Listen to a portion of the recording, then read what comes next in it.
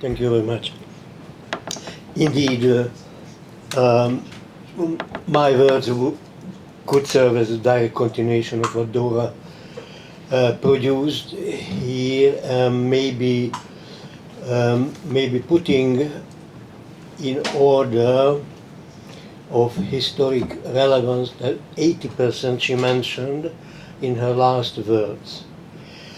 But maybe for your fun rather than information, I would like to start with something that inspired me in the title of the conference that you gave, namely the temptation or seduction word. And Mr. Chunderlik will have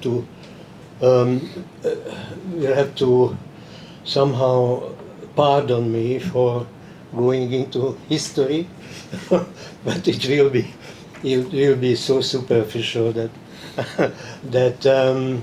it will make it clear that it is only for your fun and not for true information. So reaching deep back and superficially into history, I would like to remind all of us that the illiberal seduction is eternal. It is not something contemporary, not something modern. One of the reasons why this total takeover of media and why illiberalism could rule Hungary for such a long time is the fact that the European Union was founded and remained until our days perfectly unprepared for this eternal seduction. Even though it wished to turn democracy, the goal of the European Union nominally was and is to turn democracy into the final and permanent political order in Europe. If illiberalism was defeated in Hungary in the last election, it did not happen with the help of the European Union, but rather amid and despite the European Union's cold indifference. Not to mention the three great illiberal powers around us who helped Orban rather than any kind of positive influence on liberalization and de-illiberalization. So Peter Magyar victory actually is the first in the history of Hungary's freedom fights which succeeded against an international trend. Because 1848 or 1956 or even 1945 happened on the back of an international liberating wave, unlike this one. So it's a real miracle what happened here. It will be up to historians to clear up how it could happen. So in the second part, this is just a beginning of the first part. I honestly declare that in the second part I will speak about what the strongest weapon of Orban illiberalism was, namely the media, which also had both pragmatic and surprising consequences. So I don't know if anyone has mentioned that the word illiberal democracy in 1997 was introduced by Farid Zakaria, coined by in an essay and later in a book. And when Viktor Orban embraced this concept in his 2014 Béla Tusnád speech in Romania in a summer camp, in a usual summer camp of Fidesz, he already did not even call it illiberal democracy as Farid Zakaria did. He called it the illiberal state. And he called it, and he referred to Zakaria's negative examples, like Turkey, Russia, or Singapore, as success stories. which also speaks about the intellectual radicalism of Orban, which is part of the secret of his success. Actually, right after this summer, President Bill Clinton, in a CNN interview, immediately said, I was actually watching it live when he told this, and I was really struck by this. Orban, just said he liked authoritarian capitalism, meaning I don't ever want to have to leave power. That's what it means, illiberal state. I don't ever want to leave power. Usually those guys want to stay forever and make money. That's what it is about, he said. So, what a cleverance. And Bill Clinton added, and this is a very old story. And indeed, I didn't want to overstretch the patience of the historians in the room, but I suspect that even the ancient democratic concept of the demagogue was already about the dictatorial potential born together with popular rule. Originally the word meant popular speaker, but eventually it came to mean deceiver of the people, népámító. This is népszónok and népámító. And already for Aristotle, it was self-evident that democracy under the influence of demagogues turns into autocracy, even tyranny.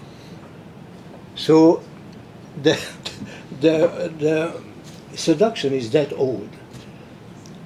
And it is really just a tragic story that the European Union founded on an alliance of democracies was not aware of that fact, of that seduction, of the danger. And what was the first name of illiberalism? The first name was Bonapartism. Does this story sound familiar for Hungarians in the room? The young soldier of the revolution that overthrew the monarchy uses the newly born political freedoms so skillfully that in a democratic manner, through the will of the people, he gains absolute power and finally places the imperial crown upon his own head. 100% Orban, isn't it? Bonapartism.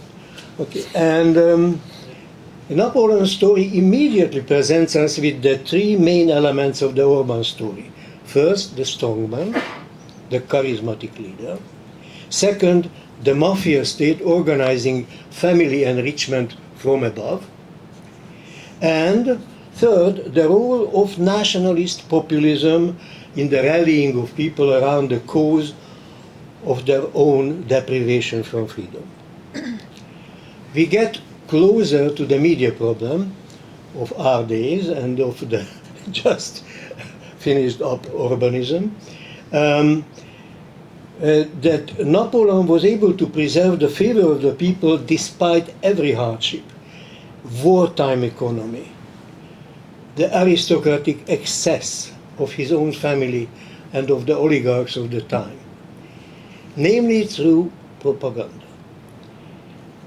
By convincing people that the nation was threatened by external danger, and by constantly claiming to ward off the danger, to be able to ward off the danger.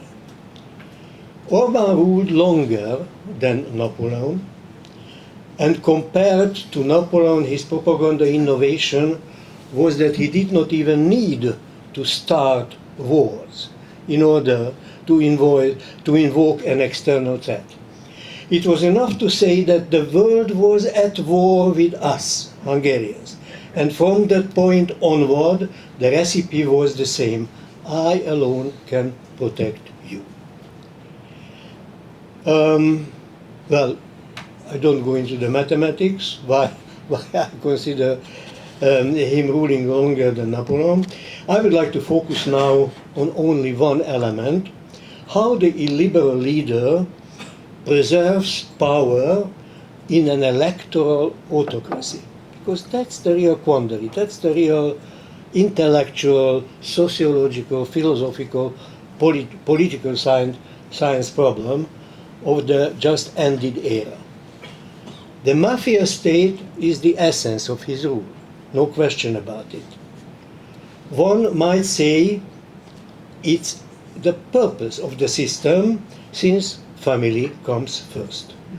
But how does he remain popular? How can he win election after election when theft and enrichment are supposedly always unpopular? How did he do that?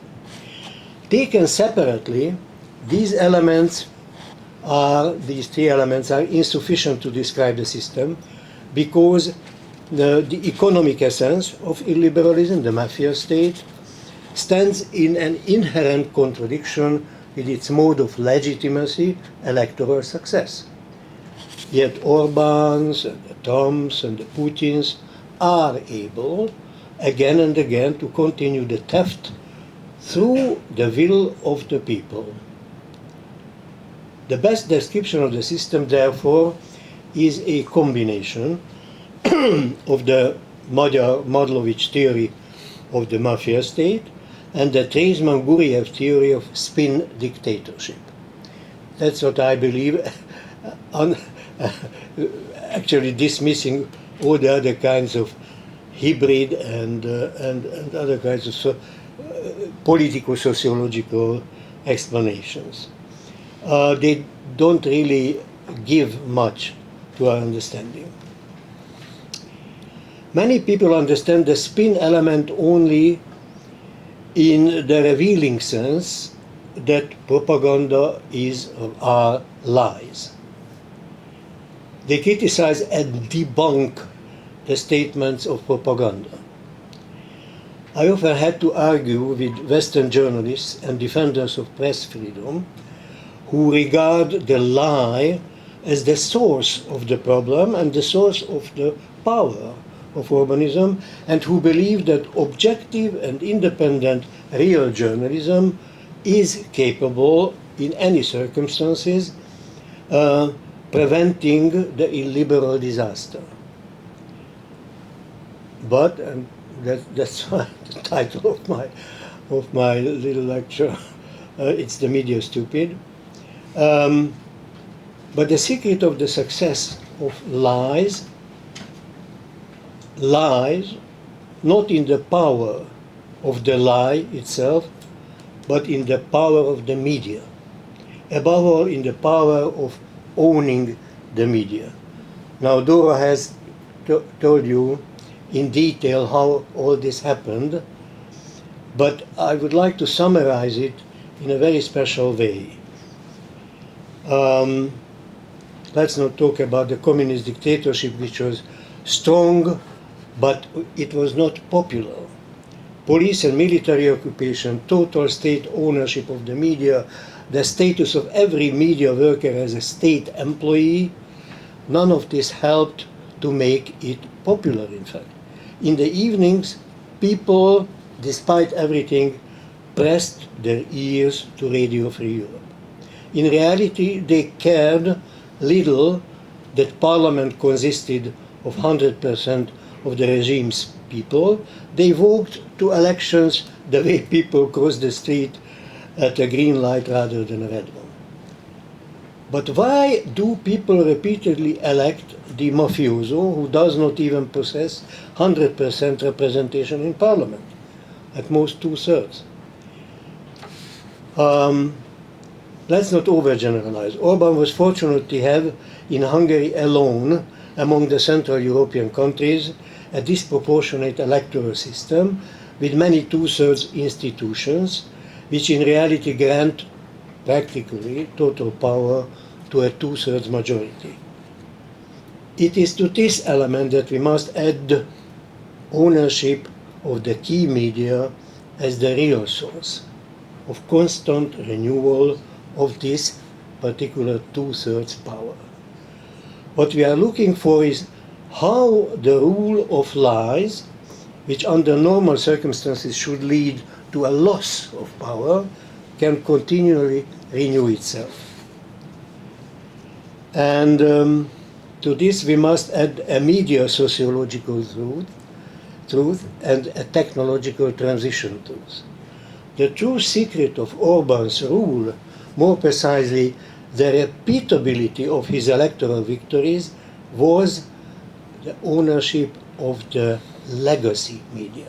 Legacy media, an American media scholarly concept, means TV, radio, and dailies. TV, radio, and dailies. Not the weeklies, which, as Dora described, remained in Hungary practically liberal intellectual tools, unlike the dailies. Orbán acquired them through measures of power and mafia-style buyouts. Dora also described them. He only belatedly began taking possession of online media, and this delay actually became one of the decisive elements of his defeat this year. He lived for 15 years in the, we have lived for 15 years in the middle of Central Europe with not a single free news radio station. In this country today, there is no single free radio. And we lived it through in the middle of the European Union without a single free radio. Club Radio is already online, as Dora described. Dozens of music radio stations, actually almost 100 of them, broadcast hourly news created by the same central content producer, MTVA. Housewives, shoppers, and drivers in the country listened to music accompanied by hourly propaganda for a decade. A nuclear force for propaganda. All music radios in this country. There was only 2 somewhat free television news programs in the evening compared to dozens of Orbánist television channels. Dozens of them. Only one free nationwide daily, Népszava, Dora mentioned it, remained, opposed to dozens of county and national dailies owned regardless by public media or by the Keshma Corporation, and these 2 carried Orbán's news. Not news created by themselves, but by creating a central atelier of news called MTVA in the whole of the country, in all of the legacy media genres. So it is not that the media, and here comes the sociological twist and the electoral twist. It is not that the media adopted to Orbán's electoral strategy. Just the opposite happened. His electoral strategy and his content of media adopted themselves to the structure of legacy media. This reverse adaptation was the secret of his success, and ultimately it also became his downfall. There were 4 social slopes which characterized Orbán's electoral strategy. The slopes of media consumption, the number 1, the first decider, settlement size, age, and education. Orbán voters, by the end of his rule, by the last 5 years or 6 years of his rule, unlike his beginnings, when Fidesz was the party of the young and educated and middle class, by the end of his rule, Orbán voters, to whom he owed his repeat electoral success, became those who consumed legacy media only, those living in villages, the oldest citizens, and the least educated. And his electoral base moved from the original middle class educated young to this kind of electorate. It was enough for him, because what he needed under Hungary's two-thirds disproportional electoral system, what he needed was simply a simple absolute majority of voters, and the rest was based on the disproportional electoral system. So, and this also led to his downfall. Once online and downloadable information, in plain words, cheap internet via computer and mobile phones, has reached the inhabitants of the other three slopes as well: the villages, the less educated, and even the old people. So it was simply not enough anymore, and he became the hostage of his own electorate. This is how it became possible for Peter Magyar to win without a single state penny, without a single appearance during his 2 years of campaign in any of the legacy media. Please imagine, Peter Magyar never appeared in any of the legacy media for 2 years.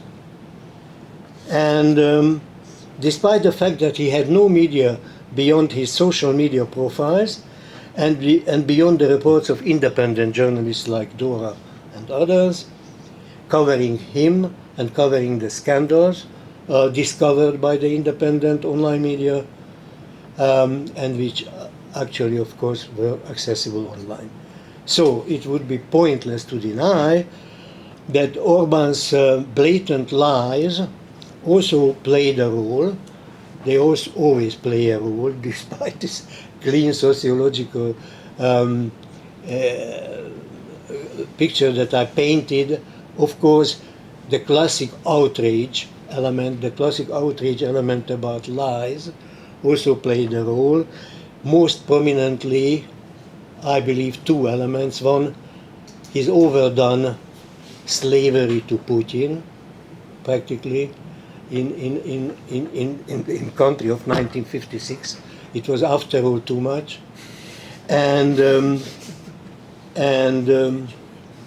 also the corruption element, prominently and persistently reported by online media and by some good politicians. So point is, it was no by chance that chanting "Dirty Fidesz" and "Russians go home" became the main slogans of the demonstrations against Orbán. And the rest is history.